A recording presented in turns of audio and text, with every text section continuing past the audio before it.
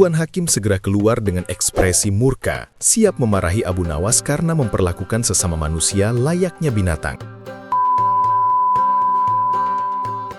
Halo sahabat cerita, selamat datang di Abu Nawas Stories. Jangan lupa subscribe agar tidak ketinggalan kisah Abu Nawas yang syarat hikmah dan kecerdikan. Di bawah terik matahari yang menyelimuti dataran Mesopotamia, hiduplah seorang yang cerdik tak tertandingi, Abu Nawas, ditemani oleh keledainya yang bijaksana, yang memiliki warna kelabu sejuk laksana kabut fajar.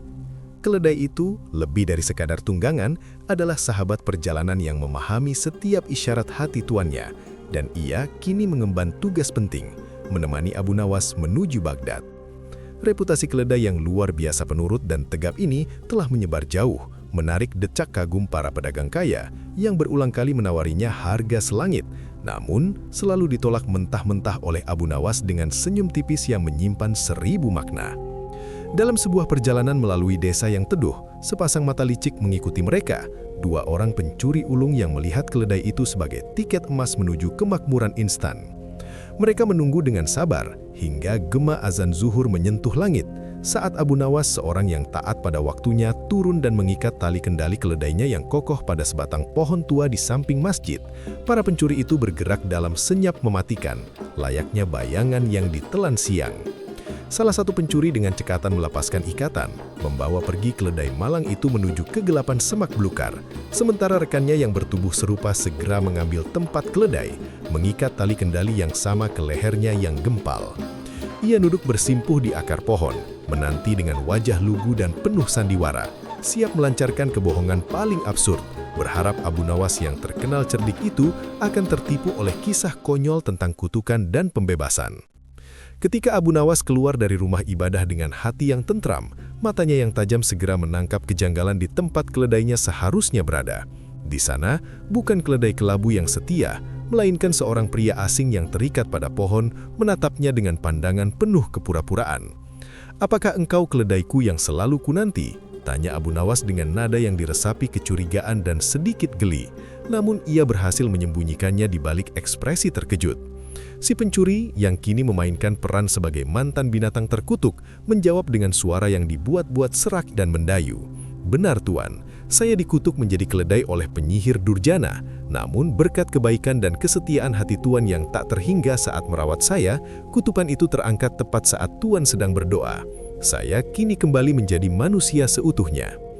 Mendengar bualan yang tidak masuk akal itu, Abu Nawas tahu bahwa ia sedang berhadapan dengan penipu kelas 3. Namun bukannya marah atau memanggil penjaga, kecerdasan Abu Nawas justru terpicu, dan ia memutuskan bahwa pembalasan haruslah setimpal dan mengandung pelajaran yang tak terlupakan. "Jika demikian," ujar Abu Nawas, tangannya menunjuk ke arah jalan utama, "maka keledaiku yang telah menjadi manusia harus menanggung kewajiban terakhirnya sebagai tunggangan bagiku. Antarkan aku ke kediaman Tuan Hakim." Dalam sekejap, Abu Nawas yang bertubuh sedang itu melompat ringan ke atas punggung si pencuri yang masih terikat tali di lehernya, memaksa pria itu merangkak dan berjalan tertatih-tatih di atas keempat tungkainya, persis seperti keledai yang baru belajar berjalan. Penyesalan tebal segera membalut hati si penipu. Andai ia memilih kabur bersama temannya, ia tak akan menjadi tontonan publik yang memalukan di bawah beban tuannya yang pura-pura percaya. Perjalanan menuju rumah Tuan Hakim adalah sebuah penderitaan yang disajikan sebagai komedi jalanan. Setiap langkah si pencuri yang kini berperan sebagai keledai menimbulkan rasa sakit yang menusuk, sementara telapak tangan dan lututnya mulai merenah dan melepuh akibat gesekan kasar dengan batu dan debu jalanan. Orang-orang di sepanjang jalan yang menyaksikan pemandangan ajaib itu, seorang pria dewasa yang ditunggangi dengan tali kekang di lehernya, hanya bisa tercengang. Ketika ditanyai, Abu Nawas dengan wajah tanpa dosa menceritakan kisah ajaib tentang kebaikan hatinya yang mengubah keledai menjadi manusia, membuat kerumunan semakin bingung dan takjub. Setibanya di kediaman Hakim yang memiliki pagar tinggi dan gerbang megah, Tuan Hakim segera keluar dengan ekspresi murka, siap memarahi Abu Nawas karena memperlakukan sesama manusia layaknya binatang. Namun, sebelum kemarahan itu mencapai puncak, Abu Nawas mendekat dan membisikkan seluruh kronologi sandiwara pencurian itu, membuat Tuan Hakim yang bijaksana segera mengerti maksud Abu Nawas untuk memberikan hukuman yang tidak kasat mata. Sebagai bagian dari rencana, Abu Nawas mengikat erat yang mantan keledai itu pada pohon mangga besar di halaman depan, lalu berpura-pura memulai diskusi panjang di dalam rumah sambil diam-diam mengintai melalui celah jendela. Tak lama kemudian, seperti yang diharapkan, dengan si penculik keledai yang tamak, muncul dari balik semak-semak, berniat menyelamatkan rekannya yang menderita.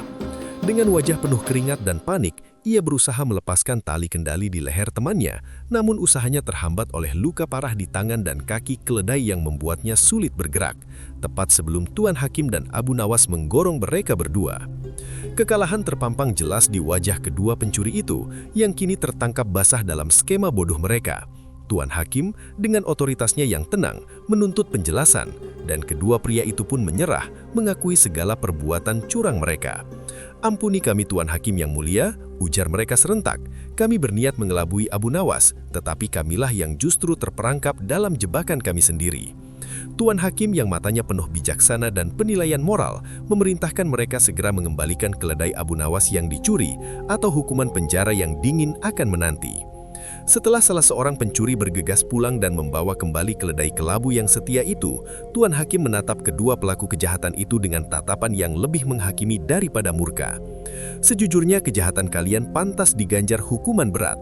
Namun, jeda sebentar mata Tuan Hakim tertuju ke lutut dan tangan si pencuri yang melepuh, bukti fisik dari penderitaan yang ia ciptakan sendiri.